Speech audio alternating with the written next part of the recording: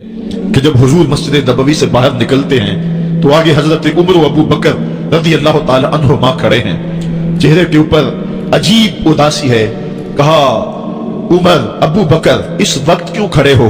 عرض کی حضور بھوک نے گھر میں ٹکنے نہیں دیا، ہم نے چاہا حضور کا چہرہ دیکھ لیں تو کچھ پیاس بجھ جائے، کچھ بھوک مٹ جائے۔ حضور نے فرمایا میرا حال بھی یہی ہے، جس چیز نے تجھے گھروں سے نکالا ہے وہی چیز مجھے گھر سے نکال لائی ہے۔ چلتے ہوئے حضرت ابو ایوب انصاری کے گھر کے قریب سے گزرے، حضور کی خوشبو پا کے وہ باہر آ گئے۔ عرض کی بندہ نواز آج میرے مہمان نہیں بنتے؟ حضور نے کہا تمہاری مرضی۔ گھر لے گئے، چٹائی بچھائی، حضور کو بٹھایا، گھر والوں کو بکری کا بچہ ذبح کر کے دیا، کہا جلدی جلدی کھانا تیار کرو، میرے آقا کو بھوک لگی ہوگی۔ یہ کہہ کے واپس آئے، حضور کے پاس بیٹھے، نظر چہرے پہ پڑی تو گھبرا گئے۔ نکاحت کے آثار اتنے واضح تھے کہ سمجھ آ رہی تھی کتنے دنوں سے حضور نے کچھ نہیں کھایا۔ اٹھ کے باغ میں چلے گئے، کھجوروں کا خوشہ توڑا، حضور کے سامنے رکھا، کہا بندہ نواز جب تک کھانا تیار نہیں ہوتا یہ کھجوریں تناول فرمائیں۔ تھوڑی دیر کے بعد کھانا دسترخوان پہ لگ گیا، حضور سے عرض کی کہ حضور آئے کھانا تناول کر لیں۔ حضور نے دسترخوان پر تشریف فرما ہو کر کے حضور نے کپڑا اٹھایا تو حضور نے جب دیکھا کہ کھانا ہے تو حضور نے ایک روٹی لی اور چند بوٹیاں اٹھائیں اور ایک خادم کو بلا کر کے کہا جاؤ ہمارے گھر لے آؤ، میری بیٹی فاطمہ کتنے دنوں سے بھوکی ہے۔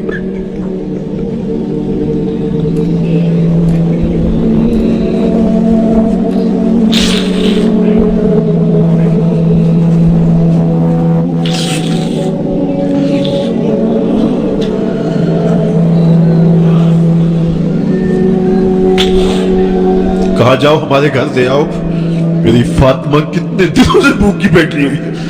مال کے کونین ہیں گو پاس کچھ رکھتے نہیں، دو جہاں کی نعمتیں ہیں ان کے خالی ہاتھ میں۔ آپ کو پتا ہوگا کہ جب میرے رسول کا انتقال ہوا ہے، حضور کا وصال ہوا ہے، تو حضور کی ایک زرہ ایک یہودی کے گھر میں گروی رکھی ہوئی تھی، حضور نے زرہ رکھ کر کے اس سے قرض لیا ہوا تھا۔ یہ اسلام کی غربت کی کہانی ہے، اور پھر اللہ نے اسلام کو امارت کے رنگ بھی دیے۔ آؤ تمہیں کہانی سناؤں، حضرت عدی بن حاتم روایت کرتے ہیں، صحیح بخاری میں روایت ہے۔ یہ حاتم تائی کے بیٹے ہیں، کہتے ہیں میں حضور کی خدمت میں حاضر ہوا، ایک شخص آیا، کہنے لگا حضور غربت نے میرا برا حال کر دیا ہے، اور اس نے شکایت کی، غربت کی، پسماندگی کی اور اپنی معاشی بدحالی کی۔ پھر ایک شخص آیا، کہنے لگا حضور میرے پاس دولت تو ہے لیکن میں نے جس منزل پہ جانا ہے راستہ پر خطر ہے، تو میرے لیے کیا حکم ہے کہ میں کیسے راستہ طے کروں؟ تو یہ دو لوگوں نے یہ باتیں کی تو حضرت عدی کہتے ہیں کہ حضور نے روئے سخن میری جانب موڑا اور میری جانب مخاطب ہو کے کہا عدی تو نے ہیرا دیکھا ہے؟ عدی کہتے ہیں میں نے عرض کی حضور دیکھا نہیں، سنا ہے، ہیرا یہ شہر ہے عراق کا۔ تو حضور نے فرمایا عدی تو نے ہیرا دیکھا ہے؟ میں نے کہا نہیں حضور دیکھا نہیں، اس کا تذکرہ سنا ہے۔ فرمایا عدی اگر اللہ تجھے زندگی کی مہلت دے تو ہیرا سے ایک خاتون چلے گی، تو اپنی آنکھوں سے دیکھے گا اور مکے تک پہنچے گی اور اللہ کے گھر کعبہ کا طواف کرے گی، اور اس کو ہیرا سے لے کر کے مکے تک اللہ کے علاوہ کسی کا ڈر نہیں ہوگا۔ کہتے ہیں کہ میں نے دل میں کہا کہ پھر بنو طے کے ڈاکو مر گئے ہوں گے جنہوں نے عرب کے اوپر روب ڈال رکھا ہے، تو وہ تو پھر ختم ہو گئے ہوں گے۔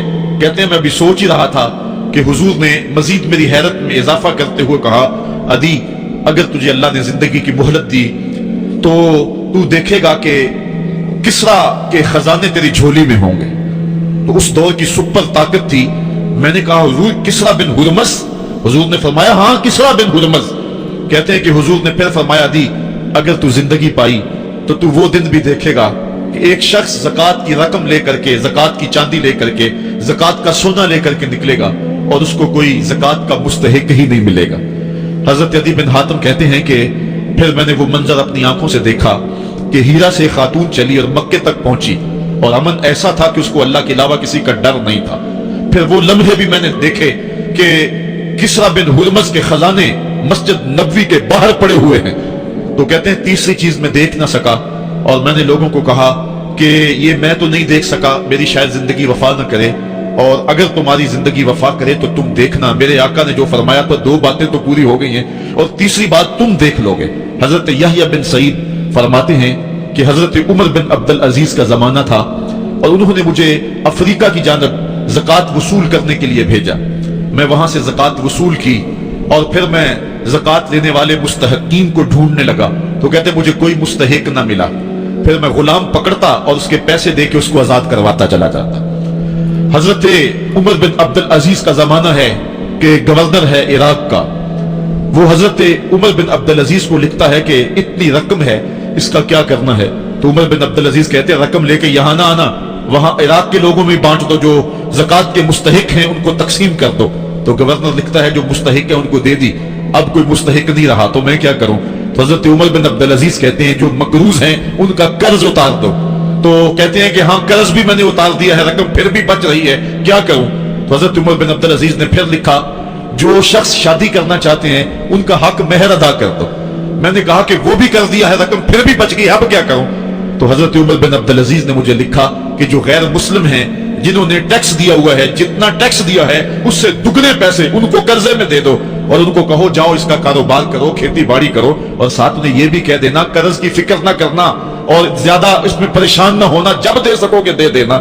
یہ دور بھی پھر اسلام نے دیکھا اور یہ گھڑیاں بھی دیکھی جب چتھڑے پہنے ہوئے تھے، جب پیوند لگے لباس پہنے تھے، جب پیٹ میں ڈالنے کے لقمہ بھی نہیں تھا، اللہ کا دین اس وقت بھی غالب تھا، اور جب گلیوں کے اندر ریشم بکھرا ہوا ہوتا تھا کوئی اٹھانے والا نہیں تھا، دین اس وقت بھی غالب تھا۔ دین کا غالب ہونا یا نہ ہونا اس کا تعلق جو ہے وہ مال و دولت سے نہیں ہے۔ اقبال کہتا ہے کہ زوال بندہ مومن کا بے زری سے نہیں، مومن کا زوال بے زری سے نہیں ہے بلکہ اس کا سبب کوئی اور ہے۔ وہ سبب ڈھونڈنا ہے کہ ہم دنیا میں رسوا ہو کے کیوں رہ گئے، ہم زمانے کے سامنے تماشا کیوں بن کے رہ گئے، آج نبی کی امت پوری کائنات میں رسوا ہو کے کیوں رہ گئی، آج ہمارا تماشا دیکھا جا رہا ہے، آج بھوکے کتوں کو ہماری بیشتر بہنوں کے اوپر چھوڑا جا رہا ہے اور اس کا تماشا دیکھا جا رہا ہے۔ کیا ہم نے یہ دن بھی دیکھنے تھے؟ ہم نے سراغ لگانا ہے۔ دولت کی قلت اور کثرت یہ ثانوی چیزیں ہیں، ہم نے تاریخ میں دیکھا ہے ہم کبھی مالی طور پہ کمزور تھے، رسوا نہیں ہوئے ہیں، مال زیادہ ہو گیا رسوا نہیں ہوئے ہیں، رسوائی کے سبب کوئی اور ہے۔